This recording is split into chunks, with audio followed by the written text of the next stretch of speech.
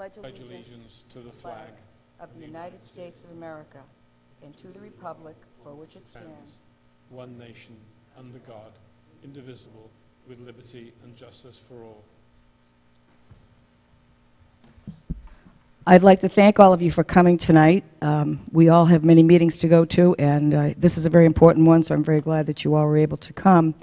Reminder, we are broadcasting this, so when you do speak, if you could get the microphone right up to your mouth so we could make sure that you're heard on camera, that would be wonderful. I would like to go around the table and have everybody introduce himself, herself, just as a reminder, or in case there are people that you have not met, don't know. So we'll start with.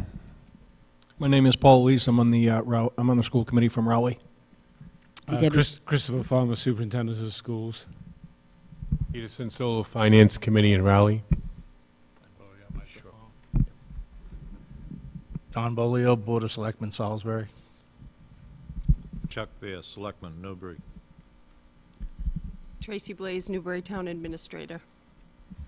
Jeff Walker, Selectman, Newbury. Bob Murray, Selectman, Newbury. Rowley. Rowley. I almost did the same thing, Bob. Dennis Roy, Finance Committee, Town of Rowley. Larry Gay, Finance Committee, Newbury. Monique Grealick, School Committee, Salisbury. Mary Murphy, School Committee, Rowley. Dina Sullivan, School Committee, Newbury. Robin Williams, School Committee, Newbury. Brian Forget, Assistant Superintendent, Triton. Dick Cummings, School Committee, Rowley. Frank Remley, Finance Committee, Newbury. Gene Case, Finance Committee, Newbury. Thank you. And I'm Debbie Choate. I'm on the school committee, and I live in Salisbury, but just as a reminder to everyone else, wherever we live, we represent the entire district once we're elected. The purpose for being here tonight is to give you some information which will hopefully allow you to support this new stadium project in your towns. And there are going to be different portions of the presentation tonight. First, I would like to turn it over to Mr. Farmer to kind of give you some background as to why we need this. Thank you very much. I've never seen it as part of my role to be a salesperson, but I do powerfully believe it's my job to advocate for the interests of our children and their opportunities. I just want to set the scene a little bit before we invite Bill Seymour from Gale Associates to describe to you in some detail the scope of the project that we not only have in mind, but we are determined to put in place.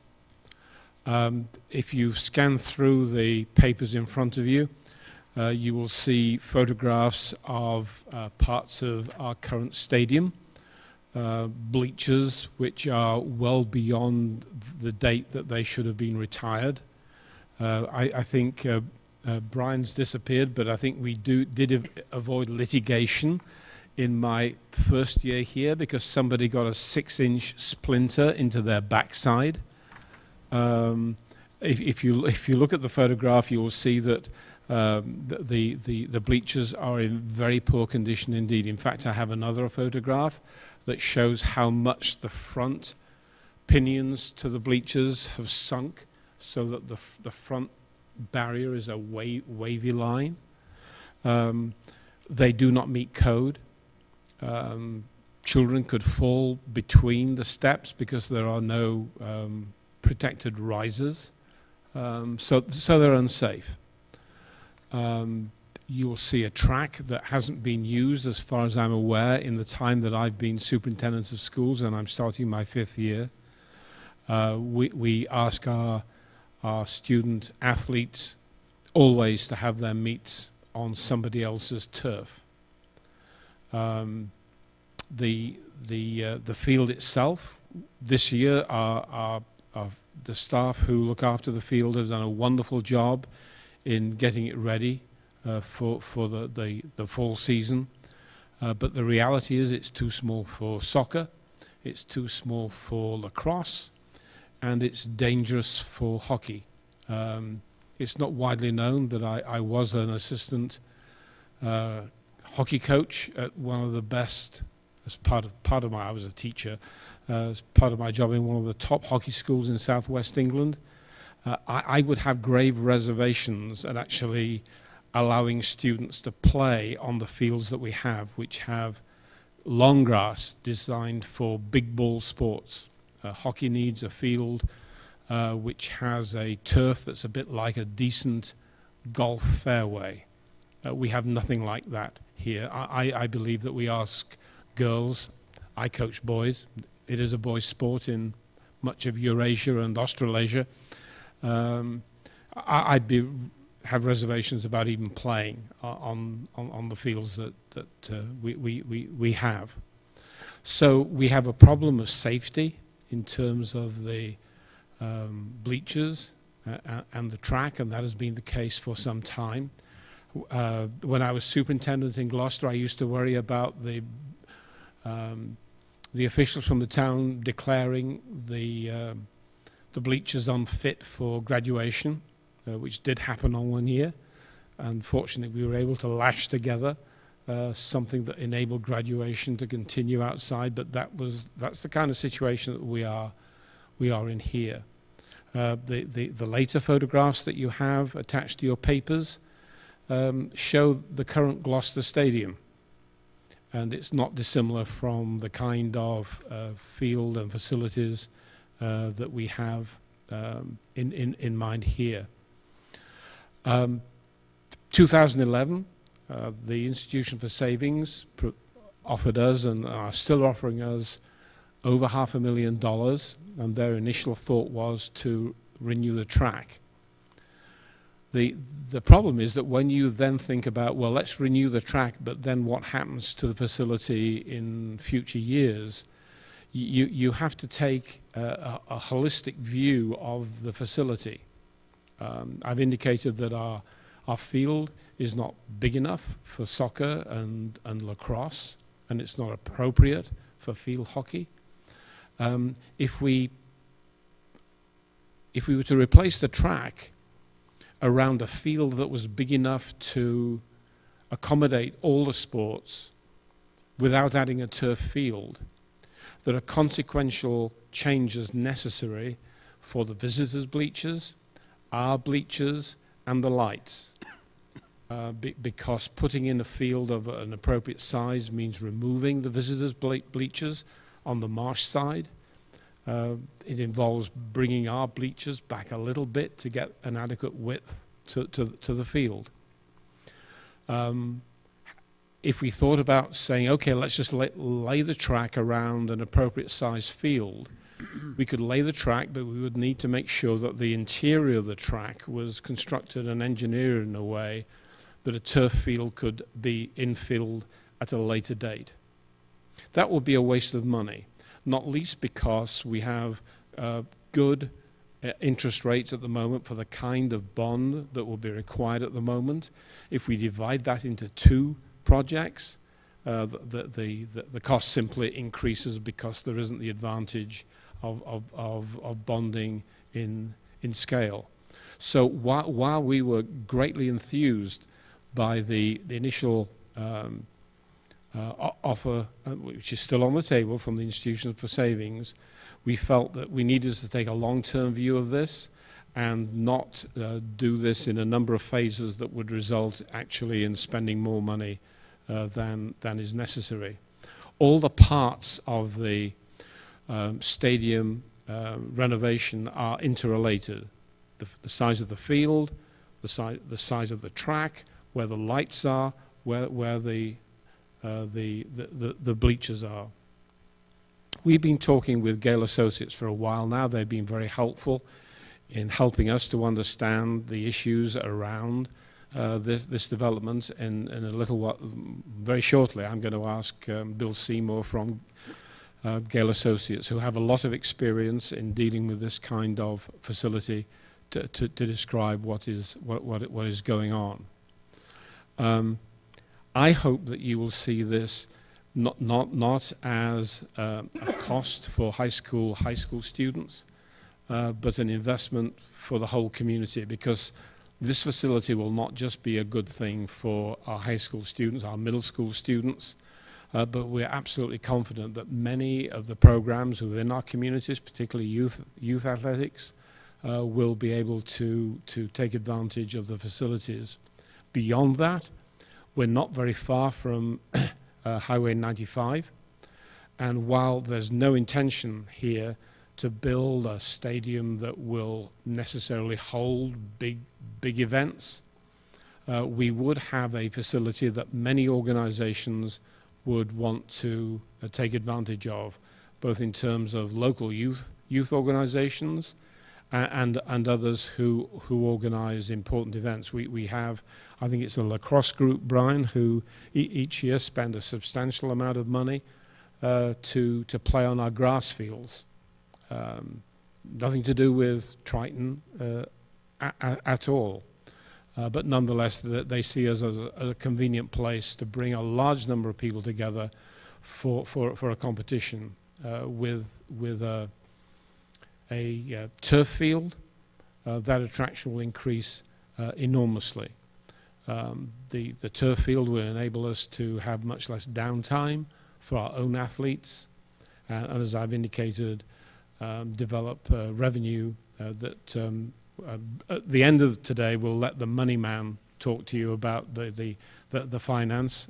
Brian is ready to do that, but we believe that we can develop a revenue stream that would enable the stadium to be self-sufficient financially, both in terms of the periodic replacement of the track and the periodic replacement of what I believe is called a carpet, but to me it looks like AstroTurf on the field. So as you listen to the presentation, I hope you will see that this is not just about high school sports or middle school sports, but it's about creating a facility that will in some senses put Triton on the map. When I became superintendent, and I don't claim entire credit for this because there were good things happening before I came, we were a net exporter of students to other districts. Today we are a net importer of students into our district, notwithstanding the fact that residents of Salisbury have a lot of intervening opportunities in Newburyport and Amesbury in terms of other schools that families might enroll their students in, particularly at the secondary level.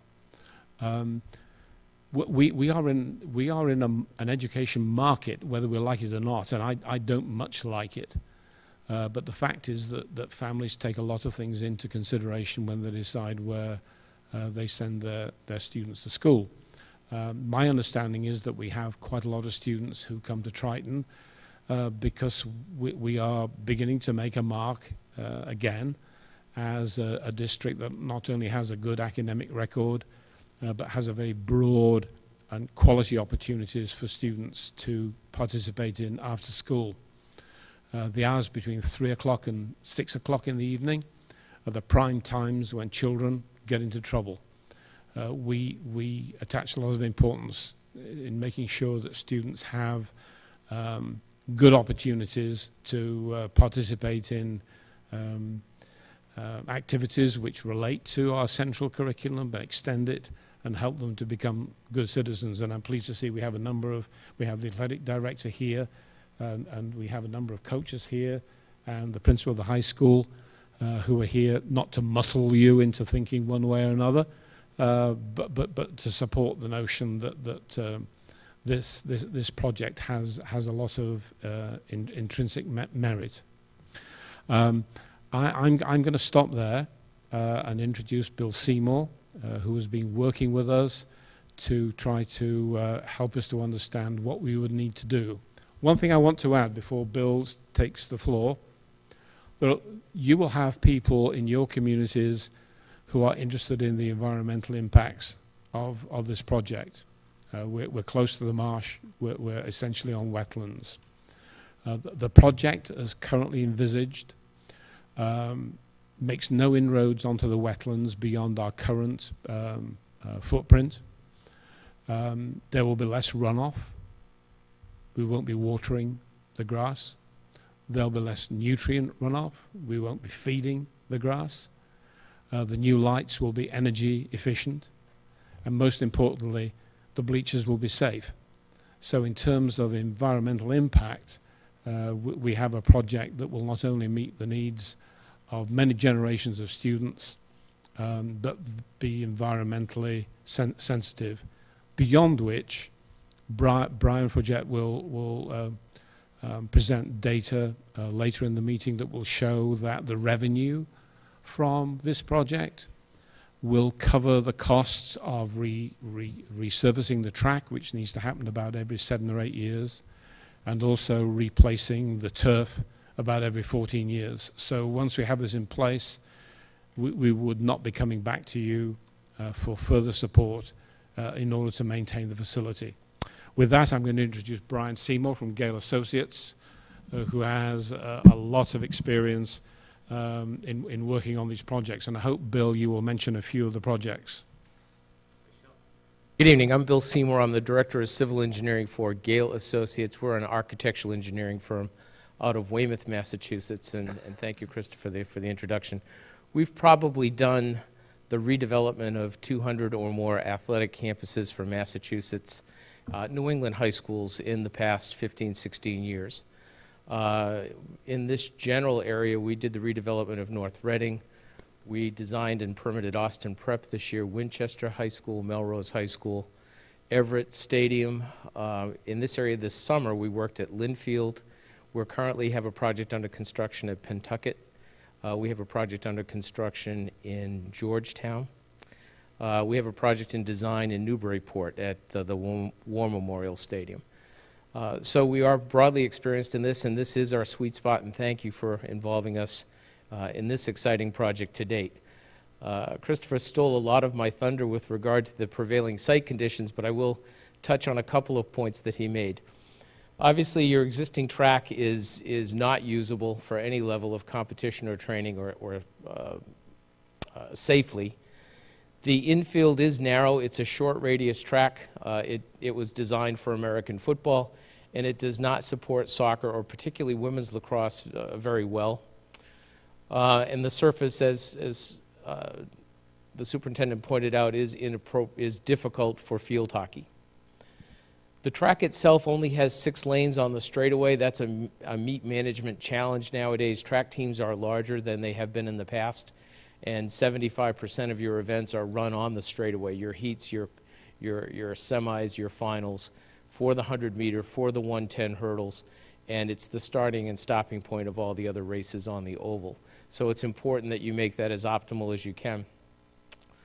The bleachers are probably the largest priority, and if you do nothing else, we would encourage you to address the bleachers. The superintendent mentioned that they are not code compliant. They do not meet accessibility code. They do not meet life safety code. They do not meet architectural code as it relates to the width of the access and egress. They don't meet today's structural and seismic code. Other than that, they're pretty tight. So we would recommend that, and they're not economically repairable. You can't bring them up to code. As you start to close the risers and the treads, then you exacerbate the dead loads and the wind loads and the snow loads, and you exacerbate the seismic code implications, and so on. They're not economically repairable. They need to be replaced. A lot of schools, off the top of my head, North Reading is a really good example, are going to bleachers on one side. And given the environmental receptors that you have on the far side of the field, that would be our recommendation. Your lights are old. Yes, sir. Will you take questions during your presentation? Absolutely, if that's okay with It's up to you guys. my boss. Question on the code validation of the facility. Were they in code when they were installed? I don't know that. I believe they were. I have to assume that they were. Are they grandfathered in code today? Yes, that is a true The statement. concept of you saying they're out of code is relative to the new codes, but structurally, as they exist today, they're grandfathered in as code compliance. That is correct. Yep. If you touch them or modify them in any way, which you should do, then obviously you have to bring them up to code in all of those aspects. But as they sit there today, although one could argue you have some liability as it relates to life safety and accessibility, and you could be questioned about it, they are grandfathered as it relates today. From an insurance compliant perspective, are they covered with proper liability insurance? I don't know that, and I'm not qualified to answer it. Yes, they are. We have full liability protection on the entire district. The policies are for each site, and then we have the umbrella that covers the entire district in the aggregate to any one facility. You do have athletic lighting on your field. It is an older version of lighting. The energy consumption is not efficient by today's standards. The off-site impacts of the lighting is more egregious than by today's standards. But most importantly, if you're going to change the geometry of the track, and that is the decision that you're making, they're not located where they need to be located to support the redevelopment of the athletic parcel at the stadium. That's a quick overview of the prevailing site conditions. Other questions? What do we propose to do? We did an evaluation of the facility. We looked at the environmental constraints. We looked at the soils. We did a test pit program. We looked at how you use the facility. We looked at the types of events that you aspire to host at the facility. And we put together several different schemes, which we vetted with the administration. We did a bunch of different cost estimates, a bunch of different discussions of permitting requirements.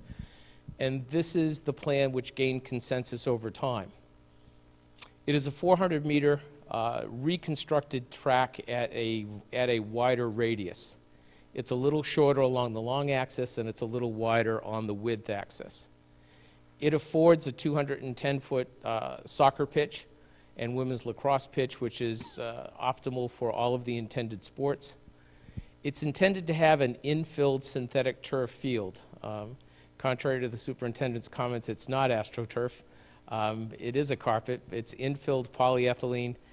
We can talk to the extent that you'd like to talk about that particular system and its advantages and disadvantages and its implications for permitting and cost as you see fit. The track does have paved and surfaced D areas. This is the D area behind each goal mouth. It would host a number of different field events supportive of the track. High jump can be jumped in a number of different directions in this layout, pole vault, redundant long jump, triple jump venues, and we do think that we probably, in final design, and again, this is only at a schematic level, may reorganize those a little bit, but those are the field events that would be accommodated in the D areas. The entire track would receive a half-inch, either urethane or latex, all-weather surface. We would probably bid one as a base bid and one as an alternate and see where the bids came in. It would also include the redevelopment in the draft budget that we've put together. We've included both fixed and non-fixed track and field equipment. Takeoff boards, throwing circles, toe rings, discus cages, and all the other amenities that go into a fully functional track and field facility. The field itself is 90,000 square feet. It would be marked permanently for a number of different sports. The exact marking scheme and what is permanent and what is seasonal is something that we would vet during the design process. It may have a logo, it may have end zone markings, it may have sideline markings. Again, those are all things that we will vet during the design development process. The field, the process includes taking out all of the topsoil, getting down to a sub-base elevation, preparing the sub-base elevation by compacting it and shaping it, putting down a filter fabric over the entire footprint, and then building a stone bathtub with a very open-graded, free-draining stone material that's double washed, has virtually no fines, laser grading the top of that, circumscribing the field with a reinforced concrete curb that also sets the inside edge of the track, that also includes a polymer trench drain to drain the track. The field is self-draining. After it's laser graded and tested, the carpet would be laid out in 15-foot rolls, 5-yard lines. It would be stitched together. The markings and the inlaid lines would be installed. About 25% of them would be installed in the field. The rest would be factory installed before the carpet is shipped. The infill, a combination of sand and rubber particles, would be installed to a depth of about 2 inches. The fiber height would be about 2.5 inches. That would afford the requisite footing, the all-weather performance of the field, and the grass-like appearance of the field. It would then be groomed and turned over and available, immediately available, after shock attenuation testing. The grandstand would be a steel superstructure. It would be clear span underneath.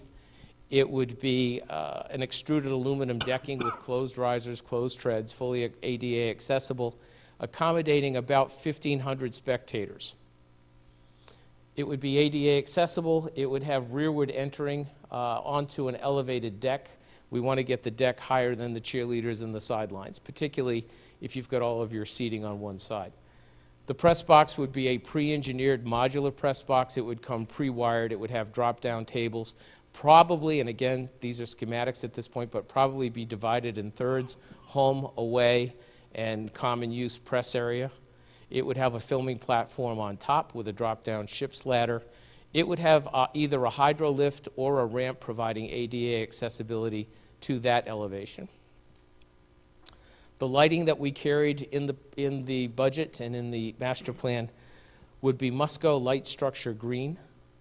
That is probably the best lighting system available, both in terms of energy efficiency, quality of the light, and off-site impacts, the ability to put the light on the field, which is where it derives its energy efficiency.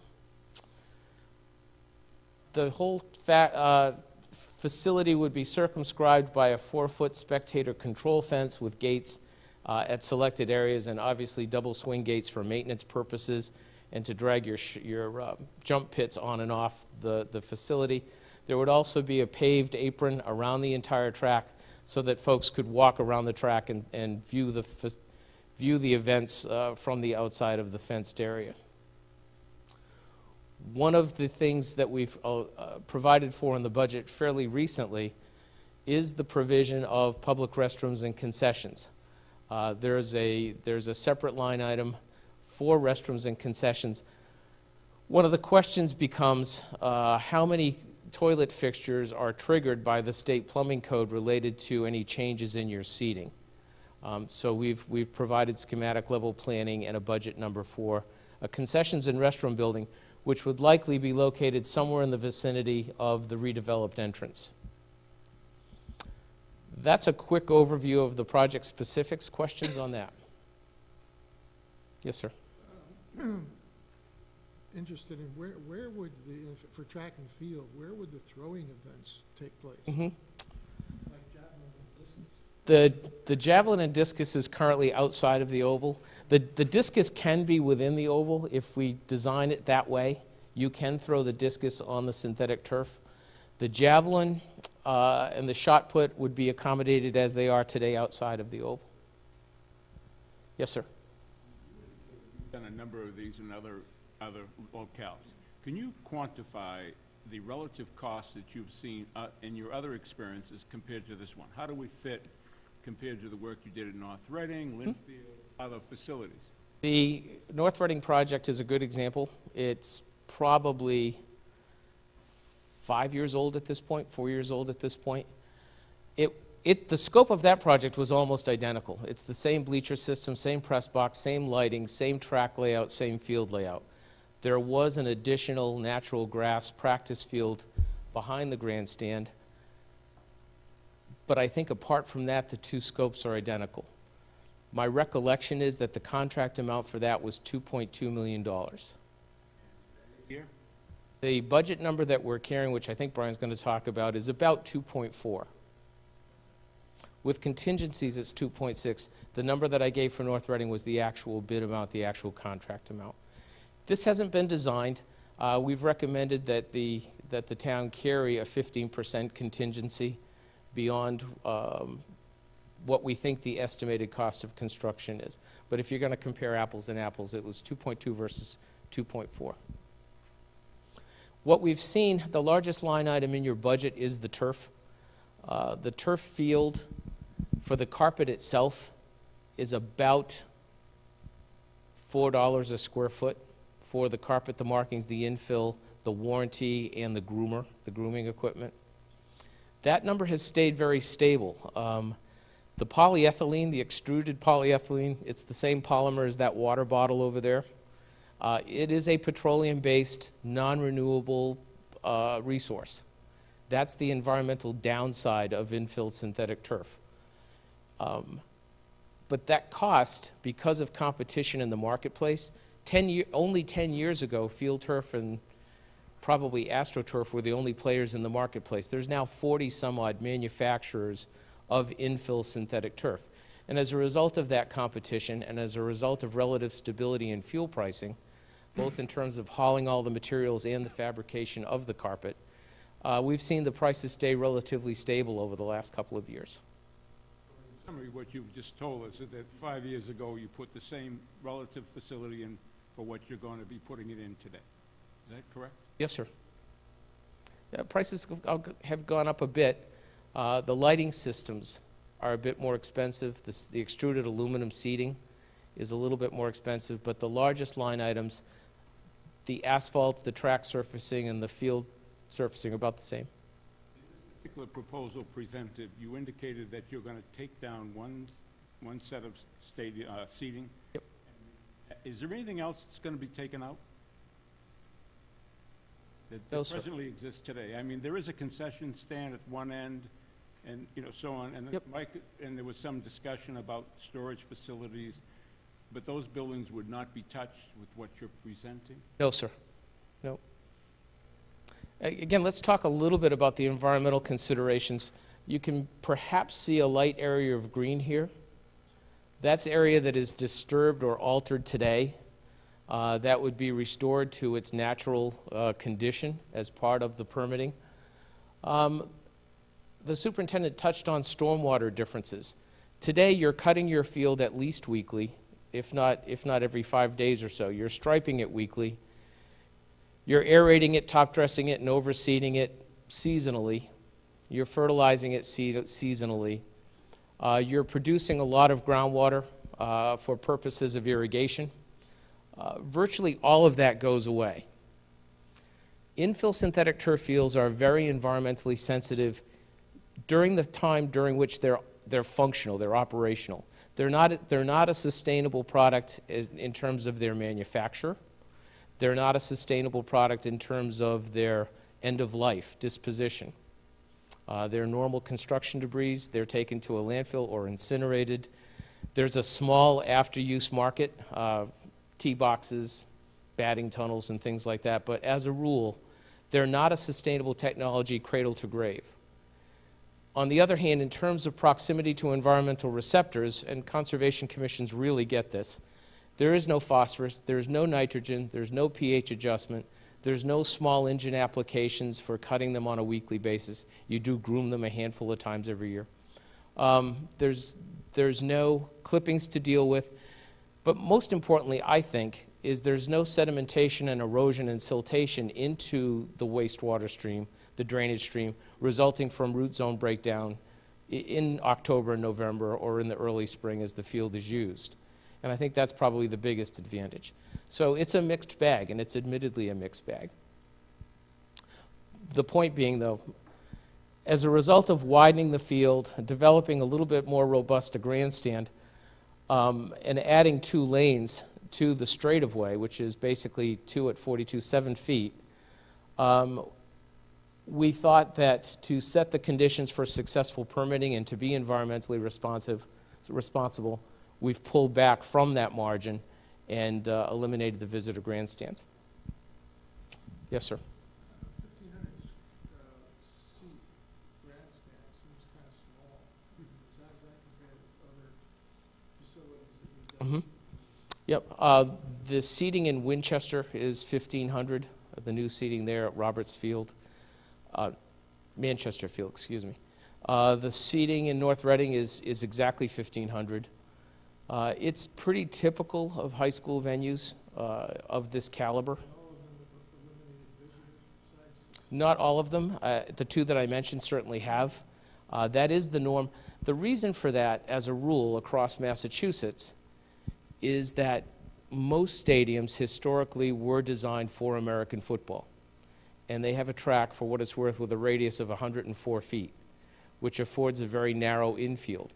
And as folks have done track reconfigurations that emphasize the multi-purpose nature, and sports have become obviously much more diversified, as they've rebuilt stadiums and opened up the infield to accommodate those multiple use sports, something had to give because everybody's out of real estate. And what typically has given is the far bleachers, which have been consolidated into the home bleachers, therefore affording the opportunity to do the modification.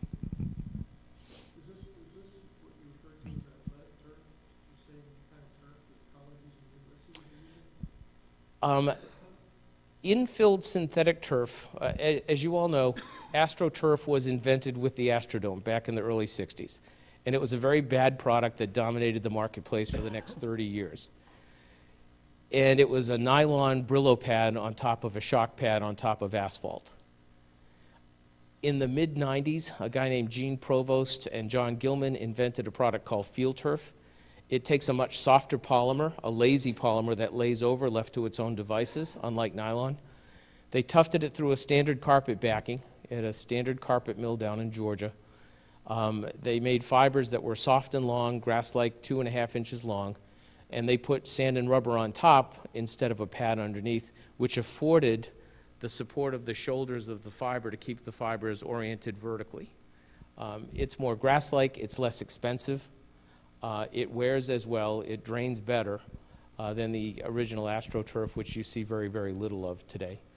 Interestingly, AstroTurf nylon fields are still required for Division I field hockey because they want to play on a pool table. But virtually all other college facilities, and I think now pretty much the majority of high school facilities in Massachusetts anyway, are playing on infilled synthetic turf, the leading brand of which is Field Turf. It's like copies are called Xeroxes. A lot of infilled fields are called Field Turf when in fact they're one of the other 39 species of infill turf out there. One of the advantages, it seems to me, with doing this whole venue is the idea of expanding it to other sports. Yep. It could, by my count, it could house up to 7 sports or more. I mean, if you include middle school and outside groups that may want to use it even for band competition or something, it could be really useful if it has the right size and shape to it. As a rule, with some exceptions in the vicinity of goalmouth areas, as a rule, the field doesn't really care how often it's used. It really cares how old it is. If you take that water bottle to the beach and you leave it at the beach for 10 years and you go back and pick it up, you can break it up in your hand. And that's because the polymer have been exposed to the UV degradation. The polymer becomes brittle, it becomes dried out, and you can break it up. Your field could look really, really good in year 9, but in year, and I think it's probably there 12 or 13, it'll start to show a lot of wear because the fibers break easily at that point. So you're saying that regardless of how solid and firm usable it looks right away, Yep. you count on about every 10 to 12 years of replacement? Yep. The oldest infilled synthetic turf field in New England was at the University of Massachusetts in Lowell. It went in 1999. I designed it. Because it was the first of its kind, they documented every single use that was made of that field. And it was the primary game field for men's soccer, women's soccer, football for a couple of years before they discontinued it, men's lacrosse, women's lacrosse, field hockey, and all of their intramurals, all of their club sports, ultimate frisbee, rugby, and on weekends they opened it up to the City of Lowell recreation users. They documented 724 team events, games or practices per year on that patch of turf. It was replaced in year 11. That was with the original design of the fields, which I won't bore you with the details, but there have been several significant paradigm shifts in turf technology in the interim 15 years. But the original ones, we've done 7 replacements, I think, at this point. They've all lasted 10 or 11 years. Based on going from something called a slit film to a monofilament, and based on UV stabilizers in the polymers and coatings, the current technology is projected to last maybe 13, 14 years before carpet replacements. So based on the numbers you just cited, $4 a square foot, 90,000 square feet, in today's dollars, we could be looking at roughly 350, 400,000 in 10 to 12 years just to replace the athletic turf. And that doesn't include the track and other. Do you have any? Excuse me, Frank, could you get the microphone up to your mouth, please? Do you have any projections of what the operation and maintenance costs of the facility will be? Yep, we going do. forward? Let's take a step backwards. We've not studied your community specifically, but we've done very detailed studies of a handful of other communities to look at what does it cost you to maintain your A field, your primary game field. Cutting it weekly, watering it weekly, striping it weekly, and doing all the other things that I've already talked about. And in most communities, that's somewhere, and it varies, between 25 grand and 35 grand. Somewhere in that spectrum is where you fall. And communities say, no, we don't pay that much. Well, you really do. Labor might come out of a different pocket, materials might come out of a different pocket, fuel might come out of a different pocket, equipment depreciation might come out of a different pocket, but as a rule, and it's almost without exception, you're somewhere in that range. The maintenance experience for the infill synthetic turf is very, very different. You get a groomer with the field. It can be pulled by a gator or a golf cart or a yard tractor. 4 times in the spring, 4 times in the fall. It takes an operator about an hour and a half to 2 hours to fluff up the fibers, level out the infill, redistribute the infill in the goal mouth area. It's a very, very different experience. Now, if you look at the life cycle cost streams over 14 years, or if you do a carpet replacement and look at it over 28 years, the cost of the synthetic turf field, even in terms of life cycle costs with conservative assumptions about maintenance savings, still doesn't get there. It doesn't pay for itself, in my opinion. The turf guys would tell you differently. I think it's close. But if you look at it on a per use basis, dollars per use, it's not even close. It's a slam dunk. It's almost 2 for 1 in favor of the synthetic. If you do all the things you're supposed to do to your grass field, you get to use it maybe 140 times. Team events, practices, games. And if you abuse it and you don't do any of the things that we talked about, or if you use it during an inclement weather period with a saturated root zone, you get to use it far less than that. So the real comparison on a dollar for dollar net present value, today dollars, of a cost stream that's either 14 or 28 years, and you bring them back to today's dollars, you don't quite get there with the synthetic alternative, regardless of the savings, but it's close. It's same order of magnitude. On the other hand, if you extrapolate that to include the maintenance reduction on all of the other fields, because you're shifting demand to the synthetic, then it does pay for itself. And if you look at it on a per use basis, it more than pays for itself. In fact, it's almost 2 to 1. That's a very long answer to your question. I think I answered it. Other questions? Let me talk a little bit about the process, if that's okay. Hi, I just want to ask you a question. I'm sorry, You yes, sir. said saturated root crop, so what would cause that, the saturated root? What would be, like a lot of snow, a lot of rain or something? What I was talking about, the most deleterious thing that you can do to a natural grass field is play on it when it's inappropriate to do so. Some towns have good inclement weather policies and they enforce them rigorously, moving uses around. Some towns don't.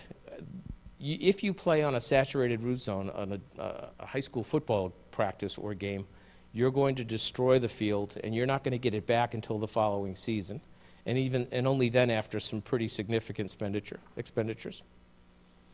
That's why Gillette Stadium is synthetic turf right now. Sure it is. Yeah, that's probably a good reason. Gillette's an interesting field. It's got lots of bells and whistles underneath the field, too. Yeah. Other questions? Yeah, Brian? I just wanted to point out that when we went into this process, in talking with Gale, Gale designs natural turf fields as well. So they didn't come proposing that the only solution was synthetic turf. They're doing some natural turf fields in Pentucket. This was a process. They're not a field turf rep pushing any one product. This was a decision we came to based on a group And I typically discussions. remember to say that, and I apologize for not doing so. We actually do more consulting related to natural grass, and we actually make higher fees in designing natural grass facilities because, frankly, they're a little bit more challenging in terms of some of the drainage provisions. The process. This is a very busy board. It's probably more for my use than your benefit. But we are only through schematic design. We're going to continue our background investigation. We're going to do a more detailed survey and wetlands delineation, and we're going to learn a little bit more about your facility, particularly as it relates to some of the amenities, sideline utilities, scoring, timing, power, water, data, communications. But once we've done that, we're going to revisit the schematic design that I just showed you and make sure that it's appropriate. We may move some field events. We may reconsider an 8-lane track. I don't know. But before we go into design development, the math, science, and engineering, we're going to go back and look at the schematic design one more time. During design development, we're going to do the math, science, and engineering associated with putting together good construction documents. Grading plans, drainage plans, sedimentation erosion control plans, landscaping plans. What do you want your entrance to look like? How do you want to image and brand the facility? Lighting plans, photometrics, drainage plans and drainage calculations, both pre-development and post-development, suitable for the permitting exercise that we're going to go through. At the end of the design development process, we'll probably have 30 to 40 sheets of drawings and about 300 pages of technical specifications. We'll go into permitting, and permitting is going to take 60 to 90 days here, and it's going to be a challenge. It's not a by right project. We are within jurisdictional buffers of the environmental receptors adjacent to your facility. Although I do have very good confidence that permitting will be successful and that the order of conditions issued will be reasonable and appropriate. But there is permitting involved. After permitting, we'll tweak the construction documents and help you put the project out to bid. You'll advertise in the Central Register and a local periodical. We'll host the pre-proposal site visit for prospective bidders. There's probably 8 to 10 contractors that build this type of facility well. We'll hopefully get a number of them involved and hopefully get competitive bids. We'd like to get the project out to bid in the early spring so that the dance card of those 8 to 10 contractors aren't full and that they are anxious to be competitive. We'll help you enter into an agreement. We'll host the pre-construction conference. We'll make weekly site visits. We'll review payment requests. We'll prepare change orders. Hopefully they're all user requested because you save so much money in the bid process. And at the end of the project, we'll prepare the as-builts. We'll get the warranties put together, the maintenance packages put together, and the punch list finalized and close it out. That's the process. Real quickly, what we think... Can I just say, Bill? Yes. That some of that requires a vote of the school committee to spend some funds. We have earmarked gate receipts for a while now. They're about $185,000. The school committee has the funds to engage Gale Associates to do the upfront work to, in a sense, design the project. What we are intending to do, hoping to do, is to get to a position that by the early spring we know exactly what would need to be committed in order to have this in place by the fall of 2015, a real bottom line as a result of an RFP. And so at that point, we will be very clear after consultation about how any costs were distributed between the towns, whether it was a third, or based on student enrollment. for that to be on the agenda, on the warrants for your spring meetings in spring 2015. So the next step, really, Bill has been optimistically saying, we're going to do this. The school committee has to make a decision. I believe they're going to do that next week, is to vote the funds to get all the background work done and all the costing done, so that we're in a position to say to you, the towns and your communities, this is what it's going to cost. If we can pull the trigger in the spring town meetings, Patrick Sheehan's footballers can be not necessarily on the field for the opening game of the season, but certainly during that season. So some decisions have to be made in order to obviously make this work. Assuming those decisions are made, a notional milestone schedule that we've discussed with the administration has us through programming and schematic design by mid-November. 50%, 90% design development completed by mid-December. Permitting in January, February, and March. I think we've allocated a lot of time for that, to do it deliberately. Construction documents would be complete by the 1st of April coming out of the permitting process. We would advertise for 3 weeks. We'd do a bid opening around the 1st of May, and town meetings are scheduled for the 3rd week in May generally, and we would have bids in hand, an awardable project, rather than just a stupid engineer's number. Assuming that it's approved, pre-construction would be in May. That's very important for projects like this. The bleachers are custom made, the lights are custom made, the carpet is custom made, and all of them have shop drawing reviews and approvals that trigger the fabrication of those materials that you want to show up just in time in July, August, and the 1st week in September. If you've done everything right and we're postured to do that, then construction can take place in about 15 weeks. It could commence following spring sports. It could conclude the 1st week in September, and beneficial occupancy of the field would be somewhere around September 10th or so. And I think there's some float in that. Final completion, punch list items resolved, final payment, release of retainage, somewhere by the end of September, 1st of October. That's a notional schedule. That's what you got. That's what the master plan says. That's the process that we hope will go forward, and I'll take any other questions that you might have. You said final completion around the 1st of September of 2015?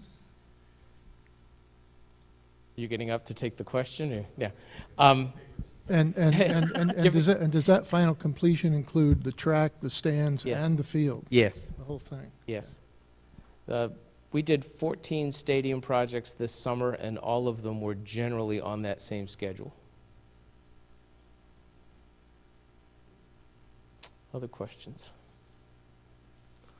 Well, thank you very much. Good luck with your deliberations. Thank you, Bill. Could you hang around in case there's some more technical questions? Brian Forgetta's been doing work on the kind of financing side of this. He's got a document he's going to put around. Some of it is going to make you kind of bewildered because there are so many figures on there, but I'm sure he's going to simplify it. Yes, sir. Oh, I see. Okay, it's not just for me. Hang on. Oh. One meeting, please.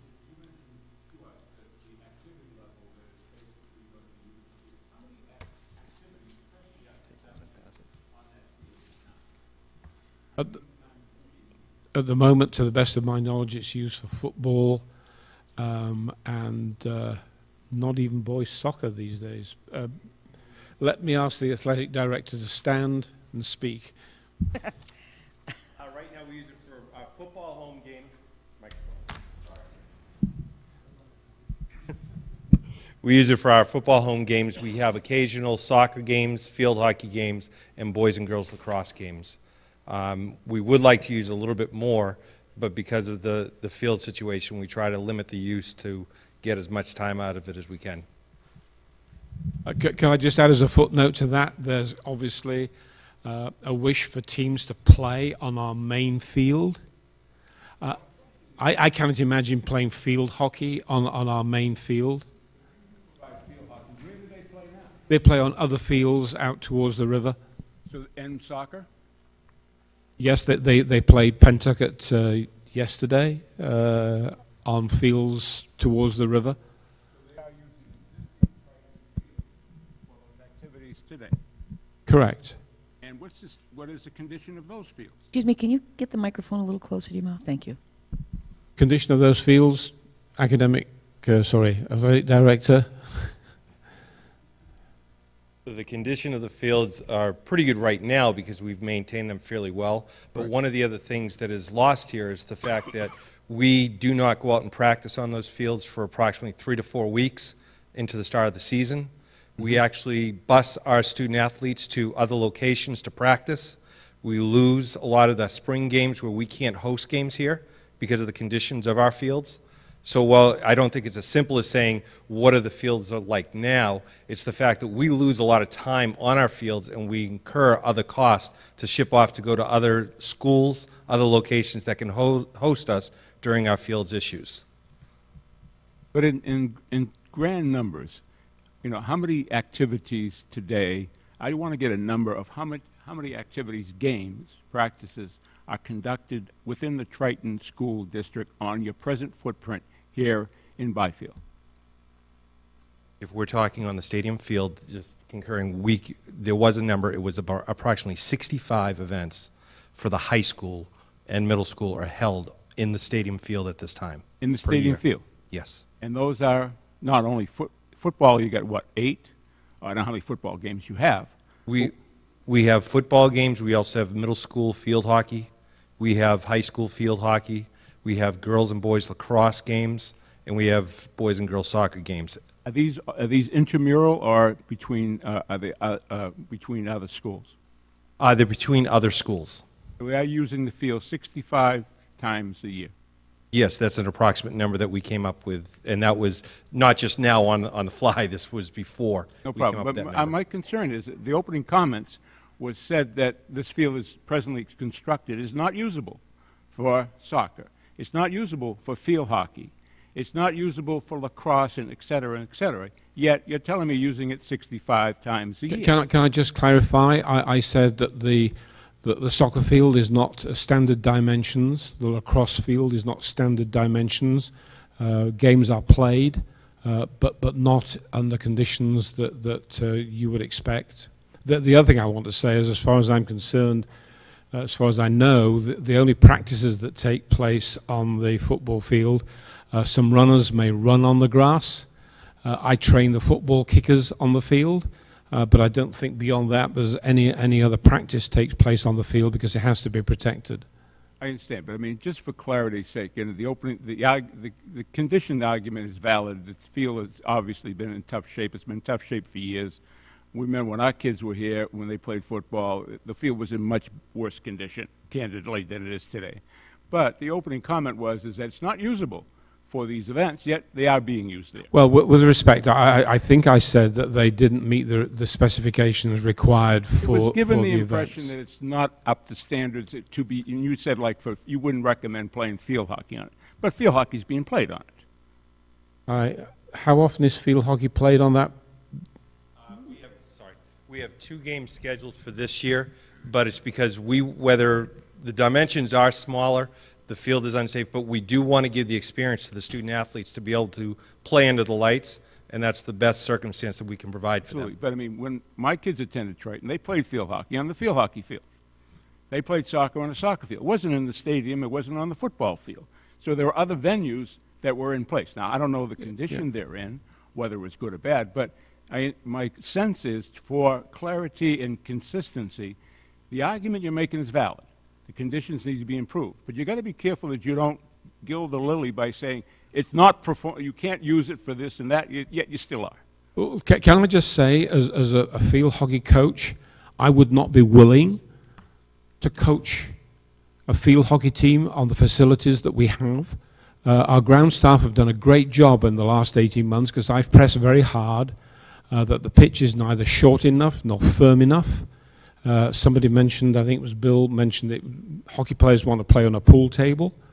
For that game to be played safely, it needs to be very flat and the grass needs to be firm and short.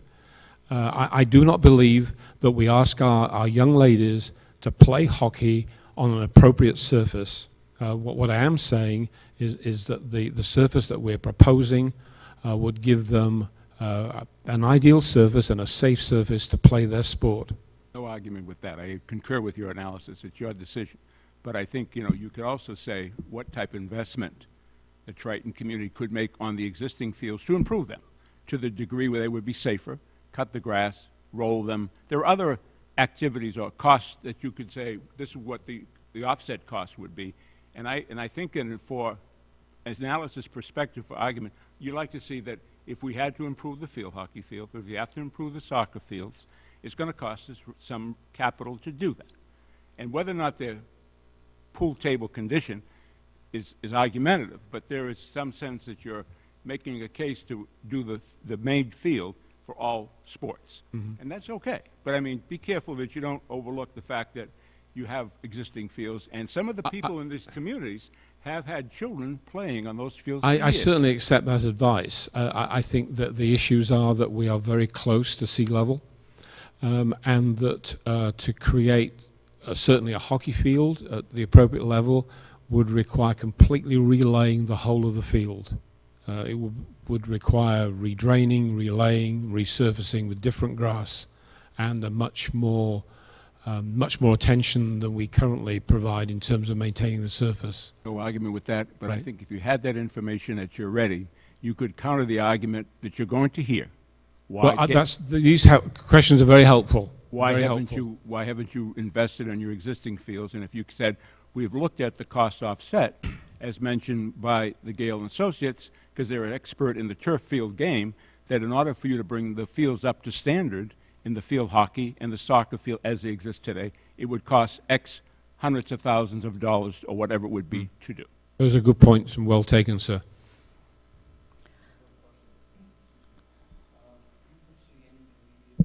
Other large capital expenditures, for the Triton School buildings, such as roofs or anything else that would need to be planned in the near Our principal concern at the moment is Pine Grove School. We have a statement of interest, as it's called, in with the Massachusetts School Building Authority, which is the start of making progress to upgrade that school. The school certainly needs upgrading and modernizing, so that will be the principal one. We do have a draft capital development plan that was developed during the last budget cycle. Brian, as author of that, I don't know if you want to add anything to that. There are other items that were identified, nothing to the scale of Pine Grove School, but we did put the plan, and I can certainly make sure you get a copy of that, that outlines roofs, windows, and attention that needs to be paid. So there is certainly a capital plan in place. Can I just ask once again, we pushed this question before, I don't know, maybe it's been completed, but I thought we were also negotiating, we're talking to each town about what the towns are responsible for maintaining their elementary schools and what Triton District is responsible for, like a new roof. There's some question, there's a basic disagreement between Newbury and Triton TRSD as to who's responsible for the roof there. As an example, now you're talking about an agreement with Raleigh for Pine Grove. Well, that's totally different, and that's, again, according to the regional agreement as it stands today, the Triton District owns Salisbury Elementary School. The town of Raleigh owns Pine Grove. The town of Newbury owns Newbury Elementary. My understanding, digging back through history, is that is only semantics because of, at the time that Salisbury was rebuilt, the district had a better bond rating than the town did. It functions no differently. Newbury pays the assessment directly to the state. We pay the assessment and assess Salisbury for Salisbury Elementary. There's literally, it's a pass-through. The maintenance of the buildings is a very different discussion, and that is one that I know has been the topic of this District Communications Committee for several years, and it's a matter of amending the regional agreement to reflect that. Yeah, well, that was our main concern, is to memorialize that in the regional agreement. Agreed. So we all know exactly what we're each responsible for looking forward, because right now, we've got a capital forecast that has about $3 million of deferred maintenance in it, part of which is for Newbury Elementary School.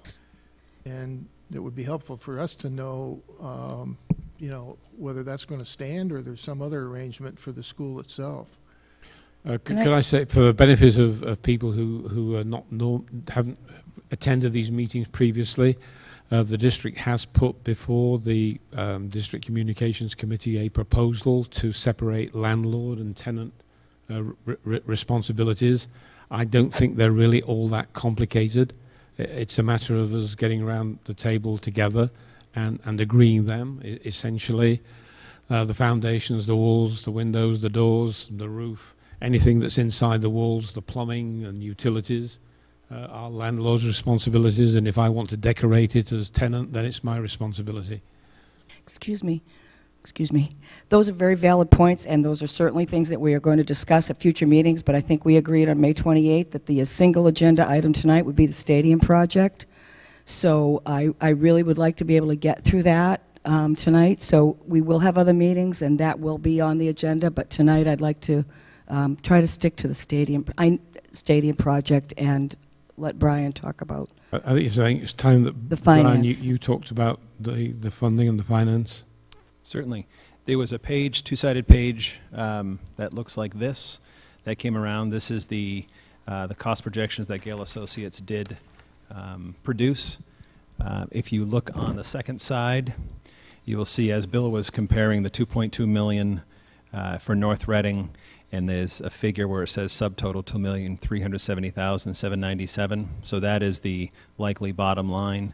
There is a 10% contingency built in of 237, which does get us to roughly 2.6 million. That 2.6 is the figure we've used for planning.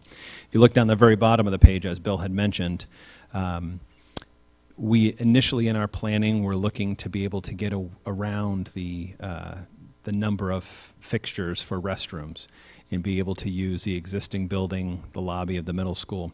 As we've gone further down through this process, we're realizing we can't plan on that. We have to plan on some type of at least a restroom facility. The figure that Gale used is 600,000. We've had some follow-up discussions to say that it's a very nice building that they designed and we just use as a placeholder.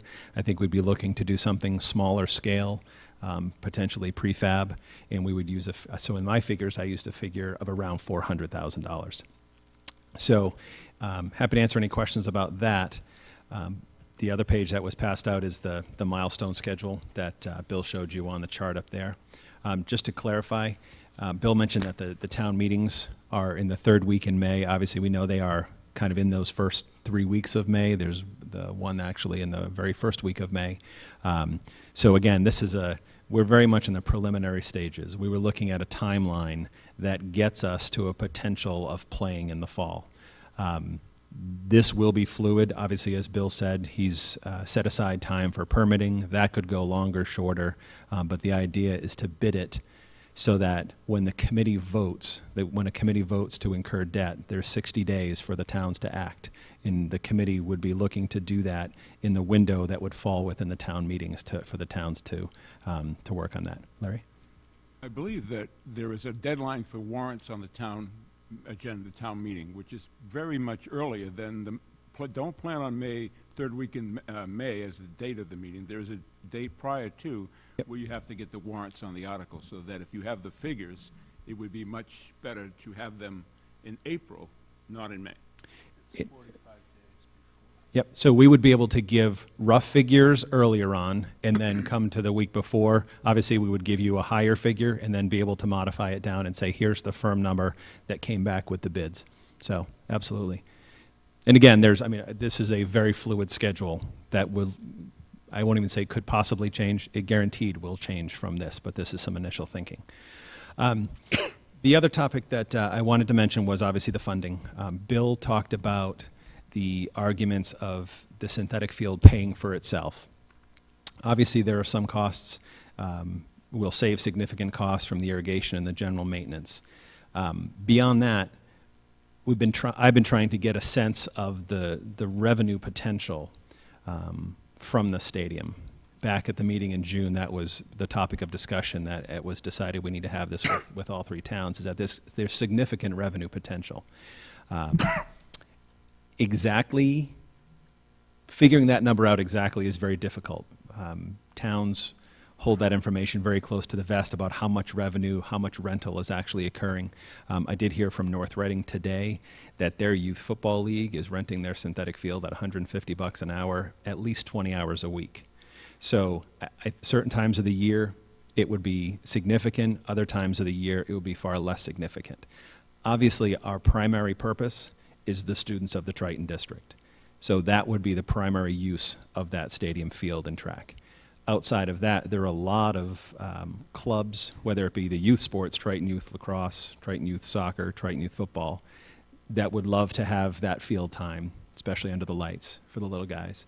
But then on top of that, there are a lot of, Chris, is it Mass Bay Lacrosse that holds an annual tournament on here on the entire campus, and they have 9 games going on across the campus. So there's significant club teams that are always looking for lit synthetic fields as well. And again, as Bill outlined, it is a regulation for all 4 sports. So on this page, I just tried to get, and again, this is not detailed financing math, but I just tried to get a sense of what are the potential revenues and what that would look like. Up at the top, that is our current rental structure. I would actually be proposing that the rental rates, the per hour rates, are actually a little light. In that, as part of this process, I would be coming to the school committee to say we need to up these. But using the existing structure as is, I put together 4 scenarios. I don't even know to tell you which one is the most likely. Scenario 1 is it brings in the most revenue, and that could be way underestimating.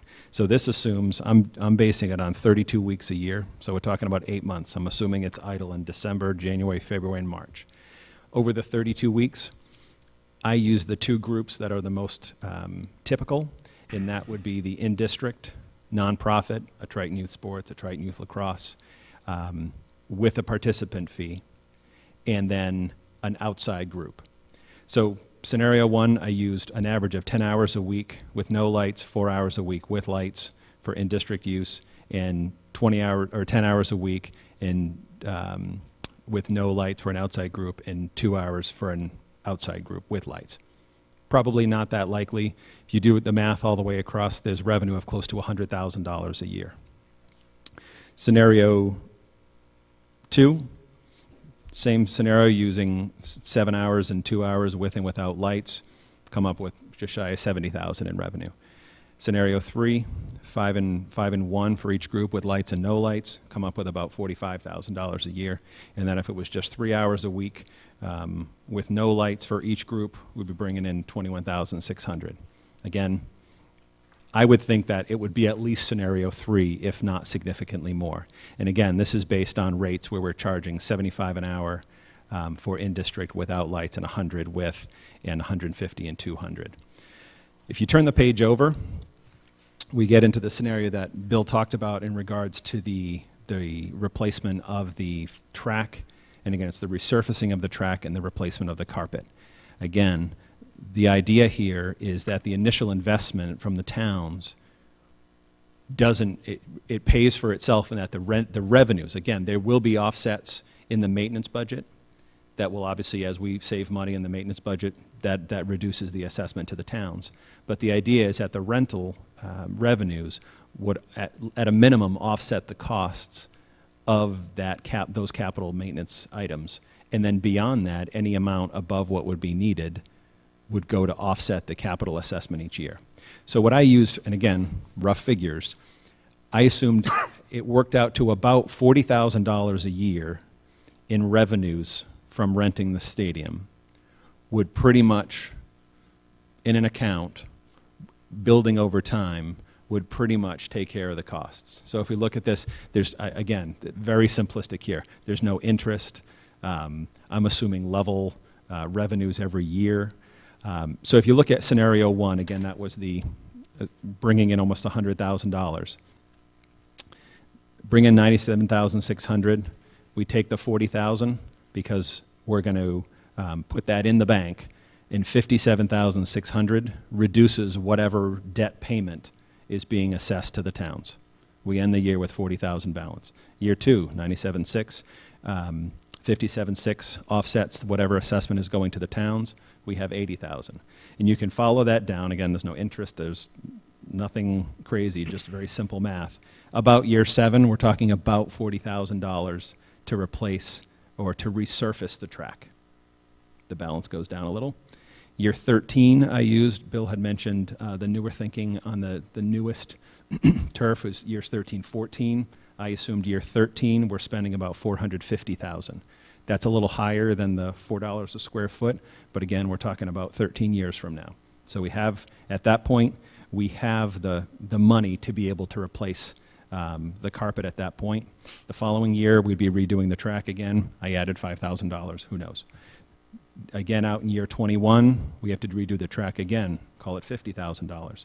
In year 26, we're replacing it. I'm calling it $500,000 for the carpet. And again, you see there's a couple negative balances there. But you see the general thinking here that conceptually, and we're a long way from a design plan and we can talk about specifics, conceptually the idea is that the revenue from this facility, not even including the savings in the maintenance on the fields, on the wear of the fields, as Bill had talked about, the revenue, I think, I'm very confident will at least get us that $40,000 a year. So that's the thinking behind the plan. The plan is to go to the constituents once to say we need to make this investment, and the plan is that this stadium will keep itself into the future. The one other page, it's two-sided, a little more narrative. I'm not going to go over the whole page. Because it basically summarizes everything you've heard so far tonight, so you can take it away and just, did that one make it around? It didn't. Someone might have a pile. They're on their way. There might be a pile somewhere halfway around. I sent a full pile to pass around, so it might be. Patty has. So again, I won't go over this side. This is basically a summary of everything you've heard between what Christopher said, what Bill said. On the second side of the page, just a very brief summary. You have the detailed breakdown, but the idea was trying to just get a kind of an overview on a two-sided paper. Looking at the total project costs, including the amenities building, we had said that the stadium itself was $2.6 million. The amenities building, call it $400,000. And the total design and management, for lack of a better term, of Gales and Associates is about $135,000. So that takes the cost at $3,135. If we look at some preliminary funding estimates, the Institution for Savings has donated $525,000. It's about $100,000 that's been raised by TEF. It is a little bit more than that, and they're still raising funds. We currently have, as I said, we have about 185 in gate receipts, taking 175 of that. It leaves the bonding, the amount that we would have to bond, $2,335,000. Again, I can't say this enough. This is extremely preliminary. This is thinking. We use First Southwest as our bond advisors. The rates are very good right now. As Christopher said, they're in the 2s. It would be a mixed tax exempt and taxable bond, because of the fact that we have every intention, hopefully, that every time that our students are on it, we're renting it to an outside group, and many of those groups very well may be non-tax exempt groups. And in order to do that, to say that we want to be able to rent to them, the initial bonding has to be a blended of taxable and tax exempt. So even with those rates, backing into the figures, and I have a bunch of different scenarios that they've ran, or that they have run, I should say, excuse me. The annual payments would be in the vicinity of $192,500. This is a 15-year.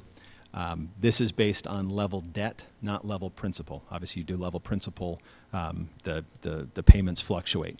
If you do level debt, it's still not an exact science, but it's within a couple thousand each year. So based on a level debt 15-year, we're talking about $192,500. And again, that's off of the total cost of $3,135,000. If we were to divide by 3, and again, I am not making a proposal here, I'm putting the facts out there. If we were to divide it evenly by 3, each town is assessed $64,166. If we were to divide that based on the foundation enrollment that we used to factor the current year's budget, Newbury would pay $61,754, Rowley would pay $62,678, and Salisbury would pay $68,068. So that's just some, again, we're talking very high level, but it gives you a sense of kind of where we were, what the design looks like, and what the net impact would be on the towns. That figure assumes an amenities building that may be more or less. I'm hoping it's going to be less than the $400,000, and you also have $250,000 in contingency built into that figure. As Bill said, we could very easily be, it's going to be bid, so we could very easily be coming well below that contingency. The good thing, as Bill has said several times, unlike a building project where you have change order after change order after change order, and the costs never really feel concrete, the cost of a stadium once it's bid is relatively concrete. So we could look at potentially pulling a bond anticipation note, or hopefully even just going and saving a little bit of money and just going right to bonding. So happy to answer any questions. In regards to the revenue generated by usage of the field, you've indicated that you will retain a certain percentage of that, and you return to the city, to the towns, the overage, the 40,000 first year, the 80. How do you make that a proposal concrete so that it doesn't all of a sudden this year we need more money, we're not going to give you the 80,000? How do you make that more tangible? So again, I backed into that figure. In the narrative above, which I didn't read, I'm assuming we need about 40,000 to offset the capital. We need about 40,000 a year. So I'm saying whatever and again in scenario 1, it's we raise $97,000. I'm just backing off the 40 so that we add 40. The issue I have is how concrete is the commitment to return the excess to the cities and to the towns on an annual basis. It's absolute. I would say it's absolute. Once we decide, when we get to that figure and say, here's about where we think the costs are. Every year you're going to give us a total revenue generated from the field. Yep. Tell the town managers that you've generated $97,000 in usage fees this year. Retain 30. And the offset is you're going to return 57 to the towns, equally based upon 1/3, 1/3, 1/3, or whatever is decided. And so I'm proposing that would be a year after. So in the first year, we generate 50,000. It has to be a year after so I can give concrete data. And I wouldn't even say it's not just me going to talk to Tracy. It's as part of the budget process. We go through and say, we're proposing this is how we do it. So it would be a science. Second concern is the offset, which we heard on maintenance costs. You are going to incur less maintenance costs, you said, for maintaining other fields and so on. Is there some estimate as to what that offset is? I understand that we probably like to see what it is today. For example, we expect 50% reduction in that, so we're going to see some type of reduction in your costs in that budget by a certain amount, so we can monitor it. Yep. Because I think, once these things get in place and they start marshaling along, we're long gone hard to find in year 10, and somebody says, well, we're not getting the money back, and we're supposed to, and just wanted to get some sense of how that's going to be done. Yep. Bill had gone over that, and again, it was small detail, but again, very preliminary now, but the next step is to go through and study field usage and a lot of the information. As Bill was guessing, but he said the majority of the savings we spend between 25 and 35,000. As you come to the town of Newbury and make a presentation that we essentially engage in this proposal and incur debt, I believe you should have those figures somewhat in place at that time so that you can indicate what the offset expected to be, so that our capital exposure of 64,000 plus or minus per year is not 64, it's going to be less than 64 based upon what you feel. So it may be closer to 60, 50, whatever the, I don't know what it would be, but I like to know that so that somebody could say, well, it's not 64, but with all the changes, maintenance fee offsets, and usage fee increases, we're going to get back so much, so our cost would be closer to 50 per year. Absolutely. And so the process again is the hope is to get consensus about support for the project, not voting to approve the project. Obviously, the towns can't do that tonight, but enough confidence, so the committee says, we're going to move forward and commit the money that we have in gate receipts to engage Gale Associates. Once that process starts, it starts this timetable, which every step is going to yield more and more detailed information. I know Christopher had proposed, in a building project, you have a building committee, but it might make sense that we have some kind of representative group here that is going to meet somewhat routinely, and as we get concrete information, we can share that information. The study of the use and the costs would be earlier in the process. The final number of what this is actually going to cost is going to be sometime a month before town meeting. Sorry to ask all the questions, but these are things. Absolutely. What These are I'm great concerned questions. about, the fact that we up the street have a field that is being used and being paid for by outside organizations. Some of it is Pop Warner football. Some of it is soccer usage and being paid by North Shore Soccer Association, so on and so forth. And we kind of feel, I personally feel, that they may be attracted, hypothetically, off that field to yours. Because those are the people you're going to go after for usage. Pop Warner, we get a lot of revenue for lacrosse, soccer field uses it. And, those costs, we would see a reduction in a revenue stream to our Mantor fields. Because you're going to say, come to our field because we have lights and we have synthetic turf. I will say that's a great question, and I'm certainly not qualified to answer that. What I would say is my understanding in talking, whether it's my own children playing youth soccer, is that there is never enough field time. That is my understanding. Again, I can certainly say that as a parent, that they want them there all the time, and it's not as bad as ice for ice hockey, but my understanding is if you build the field, they will come, and there are always groups looking.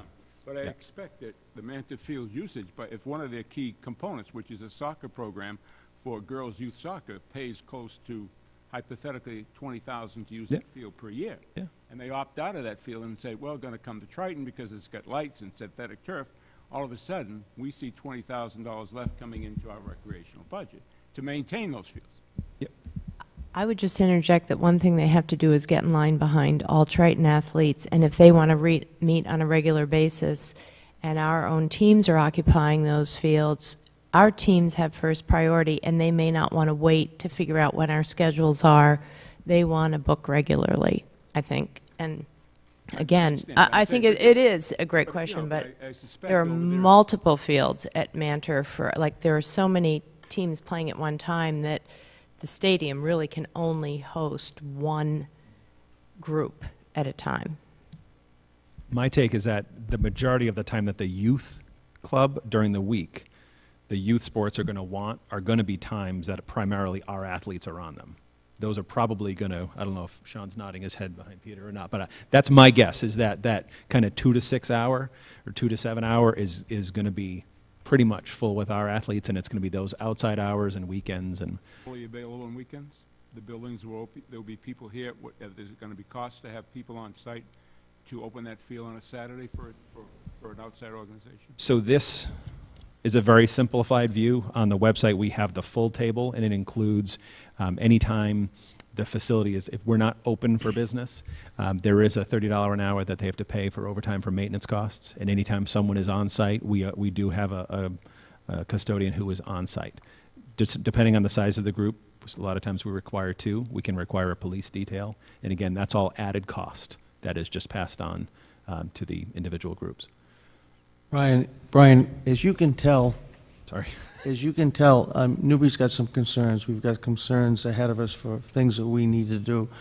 Our town administrators work very hard. Finance Committee and Capital Planning have made us very aware of what we're up against for needs that we have for public safety, municipal building complexes, and all the other things that face us. So now that this seems imminent, and we're using Gloucester a little bit as an example, I kind of, under the impression, don't know the percentages, but New Balance and some state money built a lot of that facility.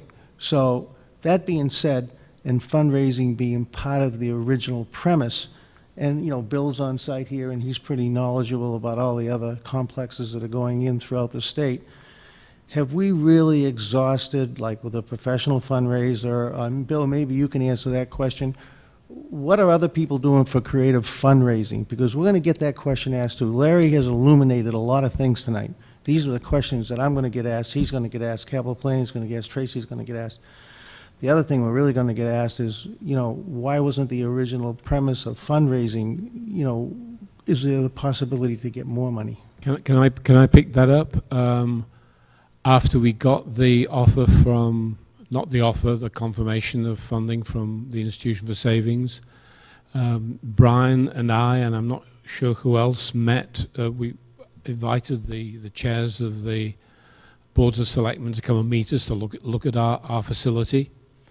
At that time, we didn't see any end to the recession, and we said in good faith we're going to try and raise the funds privately to do this. My understanding, since I still have connections with a drinking city with a fishing problem, is that a third of their funding came from fundraising. A third of it came from the state because they were eligible for what I believe is called a park grant.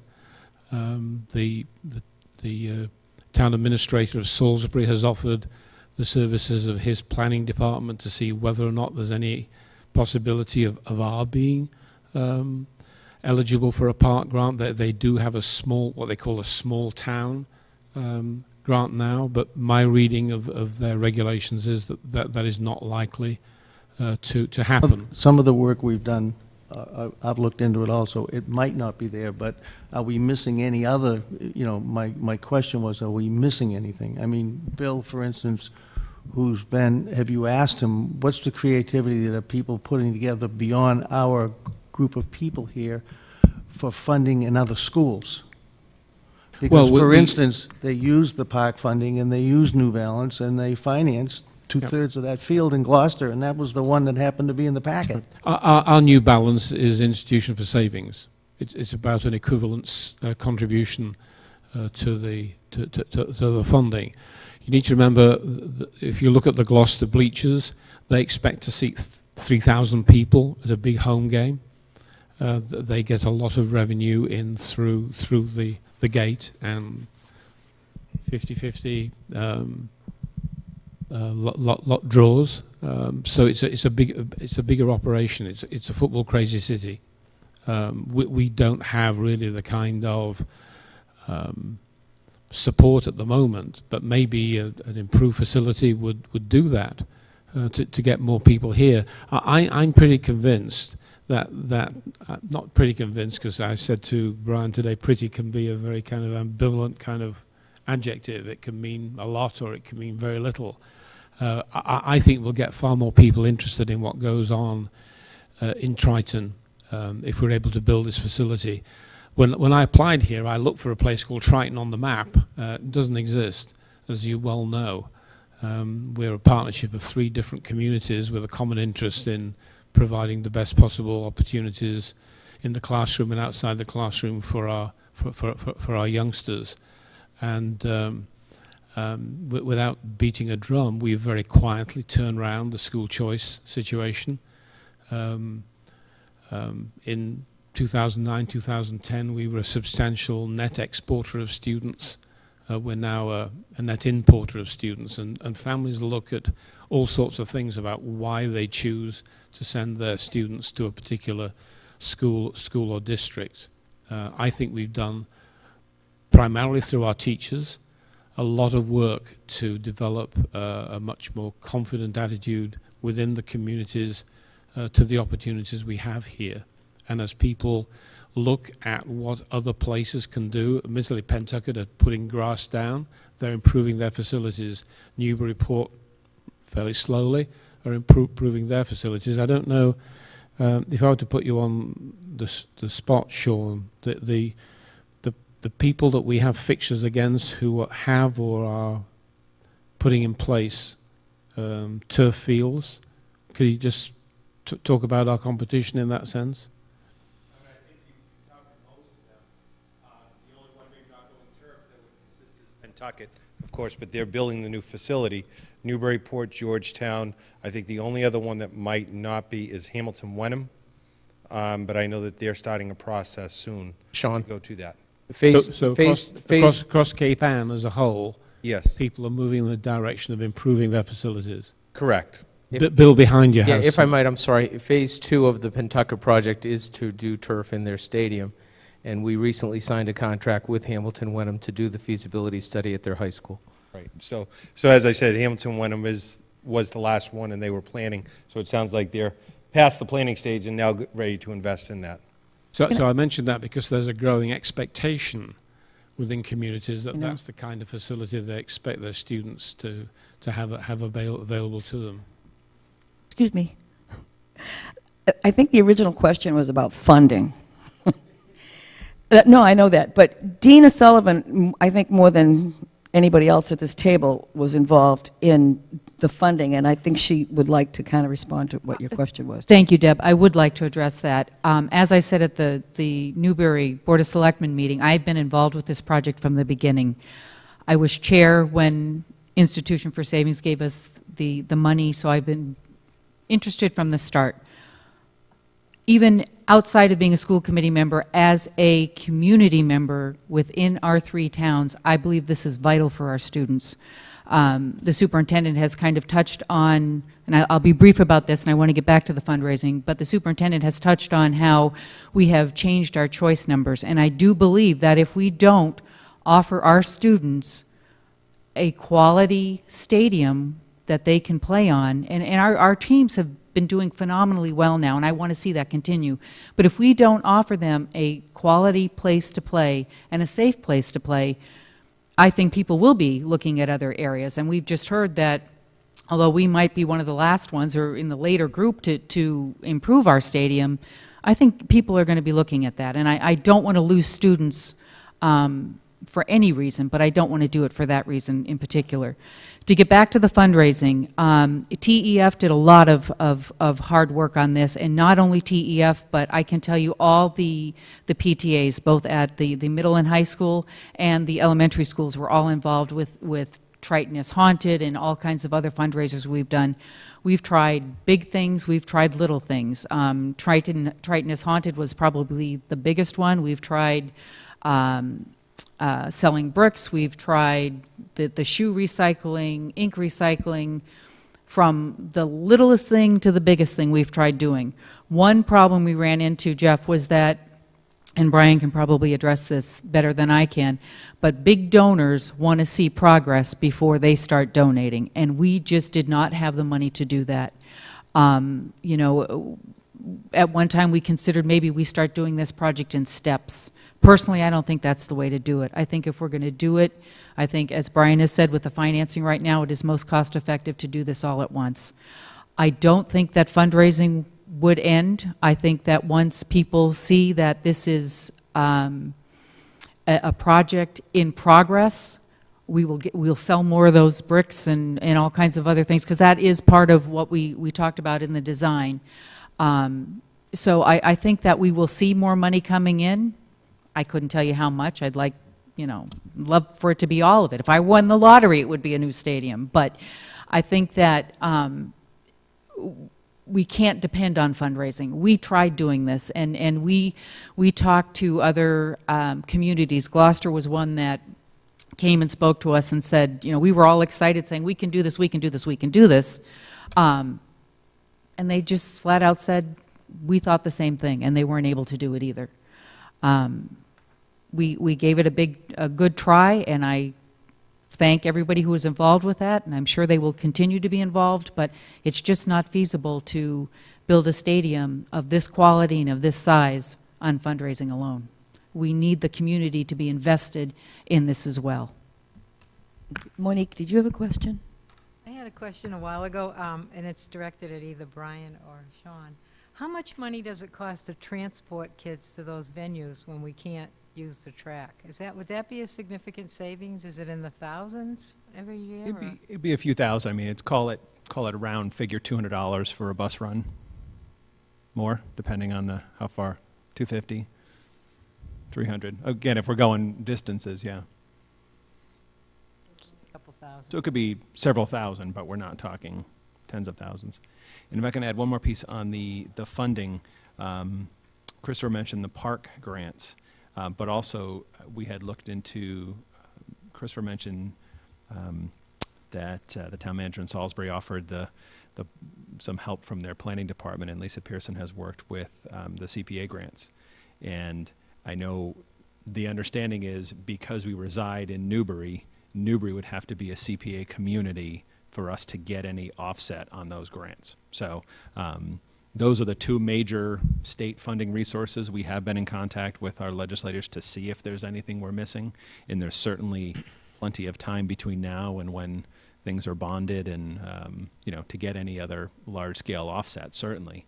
And I would say we'll continue to explore every avenue, and if people have things that they've heard of that we can pursue, I'm certainly not shy about pursuing money. When I accompanied our semi-finalists for Teacher of the Year to the State House, we met up with Senator Tarr, who mentioned that he was being lobbied around funding for the stadium, and I messaged him the other day to ask if we could have a conversation about what that means. I don't have a clue as to what it means, but he did mention it, and so we are pursuing that. We won't leave any stone unturned in terms of opportunity to find funds.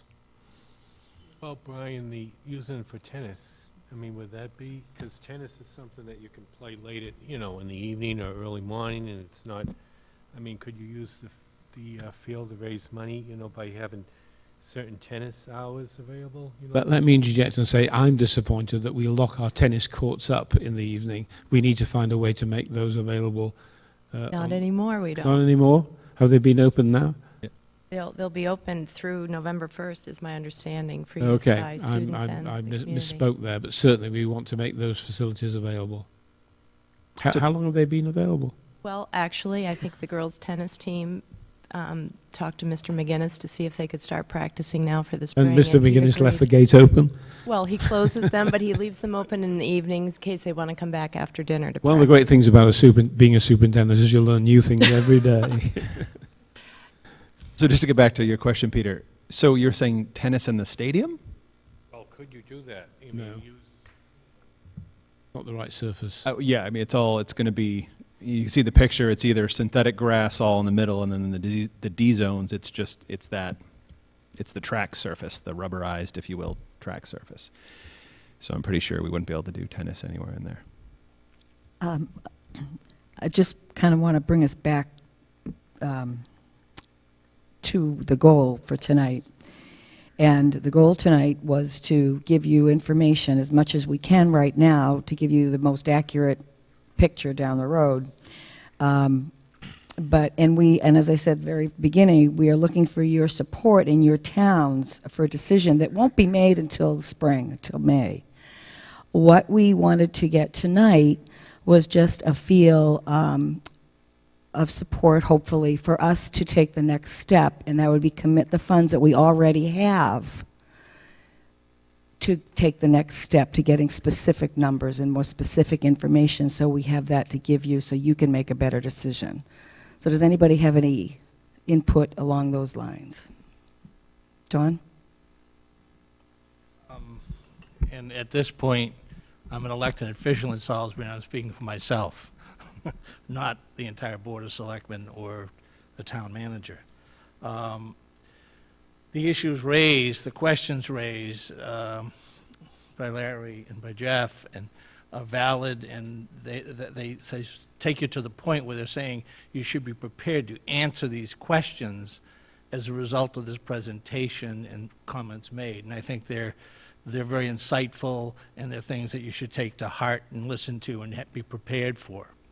I personally, because again, I was going to get to the point where you said you wanted us to hear to say, do you people, those of us sitting around this table, do you support us in this project?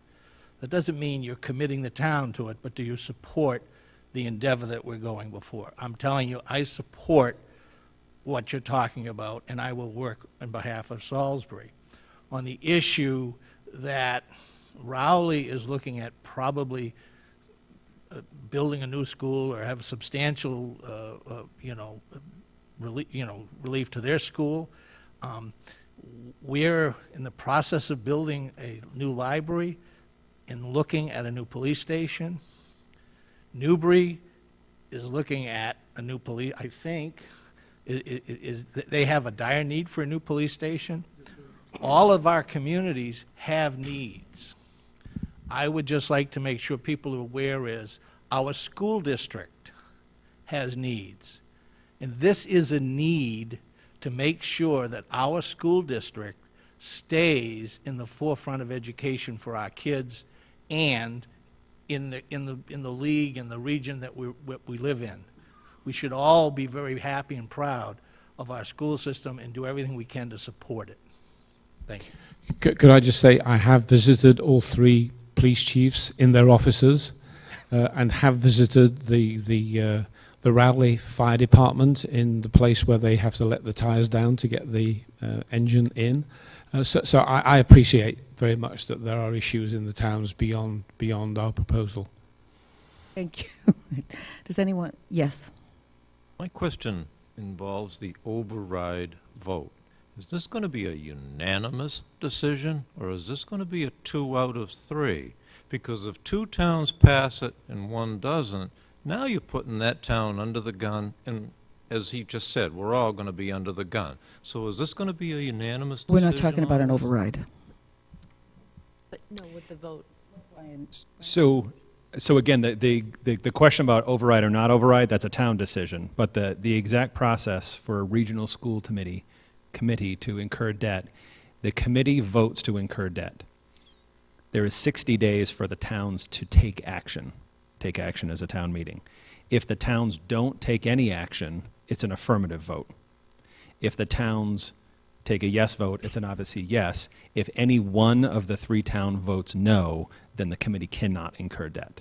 So unlike the operating budget, where it's a 2/3 vote, like you just mentioned, Chuck, this has to be a 3 out of 3 have approved it, either by taking no action, by saying yes, but no one can say no, or it won't proceed. Thank you. Does that make sense? So again, we're not taking a vote right now. We're not asking you to take a vote right now. We're just asking if you support us in going, again, to spend money we already have allotted for that purpose, to go forward and get specific numbers so that we have more information to give you so you can make a more educated decision. And Dawn has spoken, and if anybody else has any input, I'd appreciate it.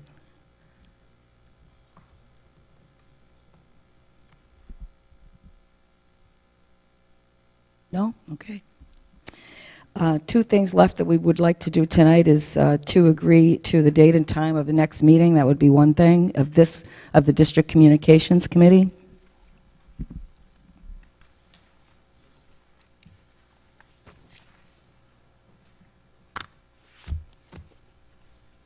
I would suggest that it would be a Wednesday night again at the same time, whenever that might be.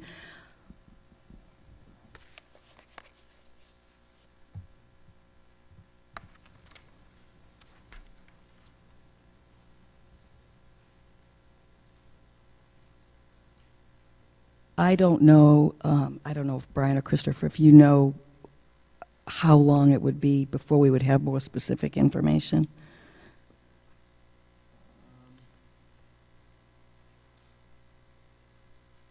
Well, I think the question would be if the committee voted to apply the available funds for the next stage, when would Gale Associates have anything to say to us further? Correct. You get that, Bill? That I understand that if the we question. contract with you, Yep. at what point would you have some further information that will be useful to all the stakeholders? The current milestone schedule assumes a notice to proceed sometime the 3rd week in September. We would do the topographic survey, we'd do the wetlands delineation, we'd do the geotechnical investigation, we'd review the program and review schematics and have 25% design documents by the end of October. So if we scheduled a meeting in November, would you say we're safe? The 2nd week in November, we could have a very productive meeting. 2nd week in November would be our regular meeting, November 12th. Oh, the regular.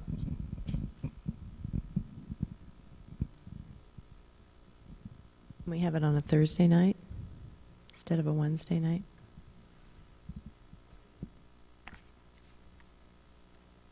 So tentatively Thursday. Now, Robin suggested Thursday because our regular meeting is Wednesday, the 12th, and that would not be probably a good time to do this meeting also. So Robin is proposing Thursday, November 13th. Paul would like to. Bill, I just want to ask you one question, if you could address it. Jeff raised this initially, and I didn't hear the answer. But can you just give us a 30-second synopsis of what other communities have done to raise these funds? The creative way? I mean, just, if we're missing... That's a discussion for an hour, but I'll give you the short version. Corporate partnerships are probably the leading. We've done community Citizens Bank fields. We've done Roach Brothers fields. We've done Bach Toyota fields. That's probably and your fundraising efforts are great, but what every community learns is that 10% of the funds can come from grassroots conventional fundraising, and the other 90 is coming from someplace else. I applaud the efforts. It invests the community, it enfranchises people, but it really doesn't generate a lot of money. So you can do the unit pavers, but really it's well-heeled people in the community who step up to the plate. And as you approach them, you really need to know the rules of the game as it relates to naming rights. Can it be the Seymour family press box? Can it be the Smith family track and field facility? So you've got to get your stuff together before you knock on those doors and ask those questions. And the same is true about corporate sponsorships. We're doing a field right now where the Dunkin' Donuts logo is getting tufted into the carpet along the sideline, and it was worth $250,000. Individual sponsorships and corporate sponsorships are really, we did a full sports complex for the town of Needham, for the Needham Sports Council, that was funded, I think, to a third by Roach Brothers. Public-private partnerships are good opportunities if there's a small college or other typically nonprofit agency that is short on field space but long on money. There's been public-private partnerships with WISE. There's been public-private partnerships with small colleges. We did, at Middletown, Rhode Island, we did a sports complex that was completely paid for by Salve Regina College in Newport, because they had no real estate, but they had lots of money and lots of program. So the two of them worked together. That's an effective way. One of the more recent things that we're seeing is impact fees. When a developer comes to do a 15-lot subdivision in one of your constituent communities, it's very often that you would require them to pay water or sewer improvements or traffic light improvements because of deficiencies in the town infrastructure. Well, recreation facilities and school facilities can also be deficient in a community, and by developing 15 units of housing, you're exacerbating that deficiency. So it is well within, in my opinion, I'm not an attorney and I'm a marginal engineer, but for the planning board or the zoning board to assess impact fees associated with that further decrement to recreational facilities deficits. That's been successful. We've done several projects where a developer has come in and as part of their development package has been required by condition of permit to develop sports facilities on behalf of the community. You've talked about CPC. That's a huge, but the fact that the property isn't within one of the CPC constituent communities kind of limits your ties. I think that's the same thing. It's the same thing. CPC, it's the Community Preservation Act as promulgated by the Community Preservation Committee. There are private grants, U.S. Soccer, pro football. Most of those are tied to some specific products. In other words, if you sign up for a U.S. Soccer grant, there's a package, a lighting package and a turf package that comes with it that you're bound to. That runs in conflict with the Massachusetts public procurement laws as it relates to non-proprietary specs, and you pay a premium for those products, which in some cases, in my opinion, almost is the amount of the grant. So it's kind of a vicious circle.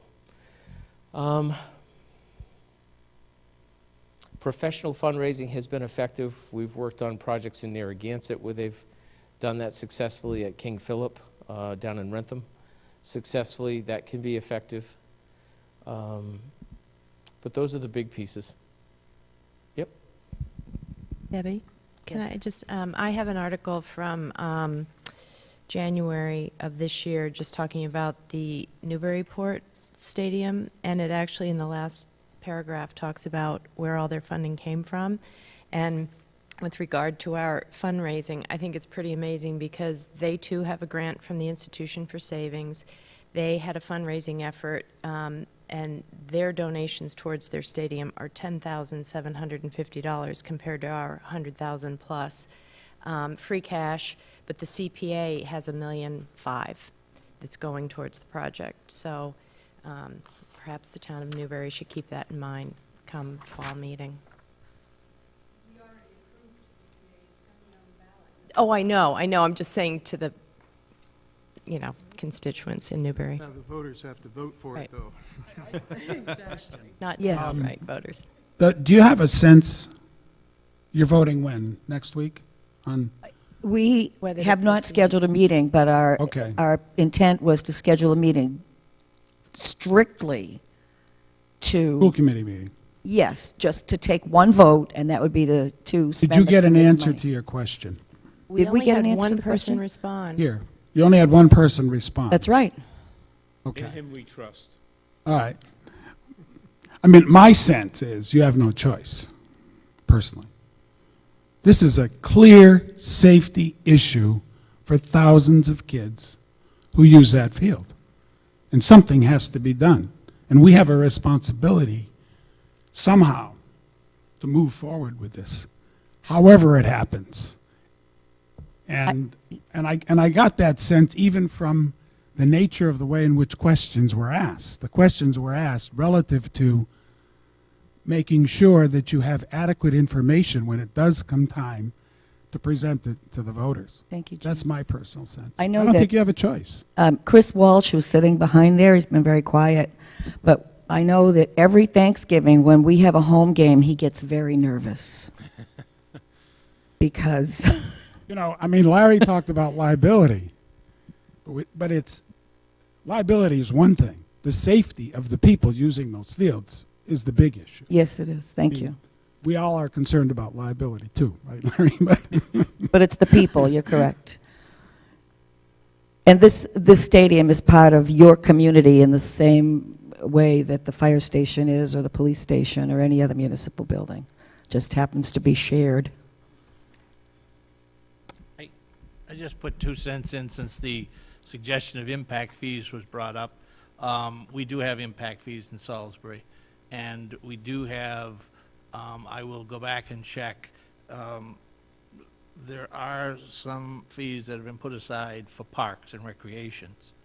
I don't know how much is there, or if they've already spent it, but I will go back and check, and if it's possible, I'll request do those fields have to be in the community of Salisbury, or can they be in to support the school?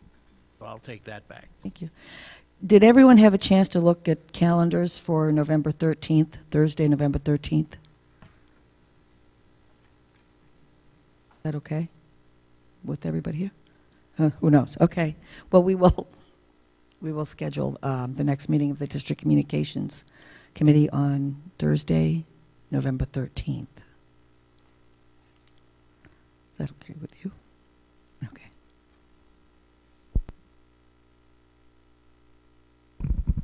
So, any more questions? No? Mr. Farmer, would you like to say any last words? No, last words. I think you need a motion to adjourn. Well, we're not quite done. You're not quite done? Okay. We're not quite done. We're not quite done. I need to ask the committee members who are here, we do need to have a meeting next Wednesday night for one item, and that is to take a vote on spending the existing funds to go forward. And because this is a one-item meeting, I'm proposing having it earlier if you think you can get here. I'm proposing having the meeting as early as 6:15 or 6:30 next Wednesday night. Any comments, feedback on that? Oh, It's agreeable to me. Monique, Mary? 6:15? 6:15? Okay, so we will post a meeting of the school committee for 6:15 next Wednesday night. One agenda item. Could we have a motion to adjourn? Make a motion to adjourn. Could we have a second? Go for it, Don. All those in favor? Thank you very much for your participation. What time did you say the meeting is? 7.